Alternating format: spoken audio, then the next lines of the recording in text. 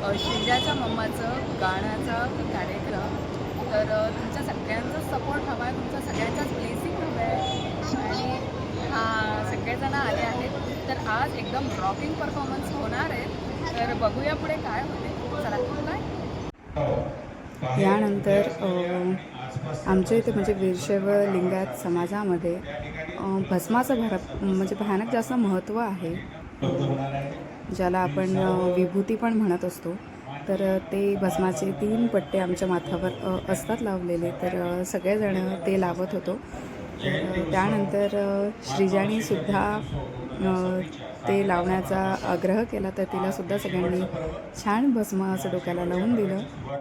निश्चितच महात्मा बसवेश्वरांप्रती आदर व्यक्त करण्याकरता माननीय पुढे सगळ्यांचे भाषण झाले, प्रत्येकाने आपापले मतं व्यक्त केले. त्यानंतर काही प्रमुख पाहुण्यांचं आगमन झालं आणि आम्ही सगळ्यात जास्त वाट बघत होतो तर कधी आमचं सॉन्गची टर्म येईल त्याची. तर आम्हाला खूपच जास्त कमी वेळ भेटला होता ॲक्च्युली, फक्त 3 दिवसाच्या प्रॅक्टिसमध्ये. आणि आम्ही सगळे नॉन सिंगर होतो, म्हणजे कोणालाच असं गाणं म्हणून येत नव्हतं. तर त्या 3 दिवसामध्ये आम्ही हे सगळं सेट करून प्रॅक्टिस केली. कारण जरी सगळ्यांना गाणं नसेल येत तरी पण सगळ्यांना गाण्याची आवड होती, त्यामुळे आम्ही एवढं मोठं धाडस केलं आहे. आणि कसंही हो गाणं म्हणजे म्हणताना तर 100% चांगलं हो गाणं हेच प्रयत्न होते. पण त्यानंतर आम्हाला थोडंसं वाटलं की कोणाकोणाचे सूर इकडे तिकडे गेले आहे म्हणून. पण तरीही आम्हाला आमचं म्हणजे आत्मसमाधान झालं की चला आपण आपल्याकडून जेवढी म्हणजे 2 दिवस आणि 2-3 दिवसांच्या जी प्रॅक्टिसवर गाणं म्हटलं ते छान झालं.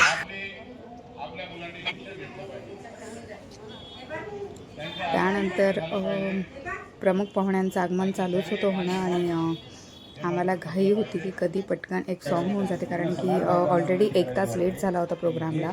7चा टायमिंग होता आणि तो सुरू झाला 8, म्हणजे ते पाहुणे येण्यामध्ये आणि ते भाषणमध्येच चालू होतं, सगळा टाईम चालला होता. आणि मला पण जायचं होतं पुण्याला, त्यामुळे माझीसुद्धा थोडी जास्त घाईच चालू होती, कारण की रिझर्वेशन झालेलं होतं ट्रेनचं. तर फायनली मग बाकी पाहुणे आले.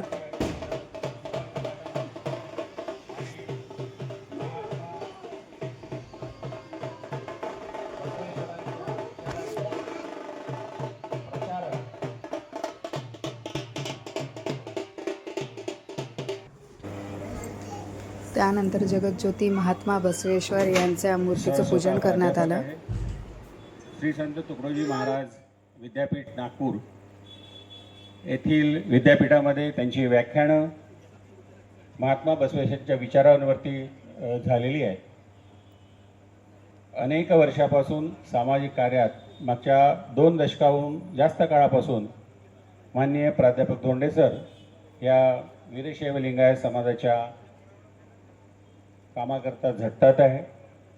महात्मा बसवेश्वर त्यांना त्यांच्या कामात. त्यानंतर आमच्या चौघींचंही नाव अनाऊन्स करण्यात आलं आणि ते थोडंसं रेकॉर्डिंग झालं नाही. त्यानंतर आम्ही स्टेजवर आलो आणि गाण्यास सुरुवात केली. त्यानंतर